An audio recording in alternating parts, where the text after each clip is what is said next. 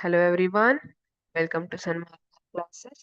ಕೆಲವು ನೈಸರ್ಗಿಕ ವಿದ್ಯಮಾನಗಳು ಪಾಠದ 22ನೇ ಪ್ರಶ್ನೆ.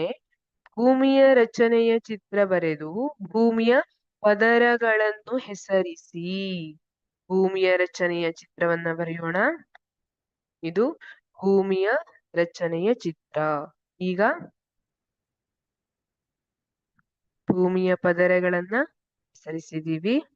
ಇದು ತೊಗಟೆ, ಭೂತೊಗಟೆ ಅಂತ ಹೇಳ್ತೀವಿ. ಹೊರಗಿನ ಪ್ರದೇಶ ಏನಿದೆ ಅಲ್ಲ, ಹೊರಗಿನ ಮೇಲ್ಮೈ, ಅದು ಭೂತೊಗಟೆ.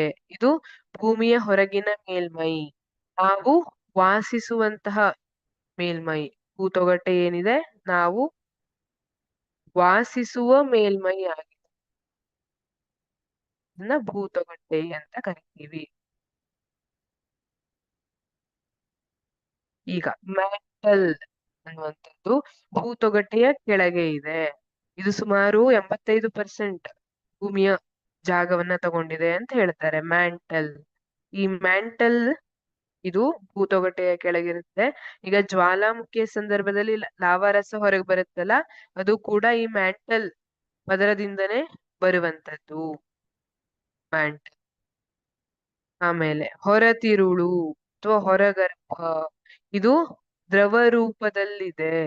ಇಲ್ಲಿ ಕಬ್ಬಿಣ, ನಿಕೆಲ್ ಇವೆಲ್ಲ ಕರಗಿ ದ್ರವ ರೂಪದಲ್ಲಿ ಸಿಗ್ತವೆ. ಇದು ದ್ರವ ರೂಪದಲ್ಲಿ ಇರುವಂತಹ ಭಾಗ ಅಂತ ಹೇಳ್ತೀವಿ.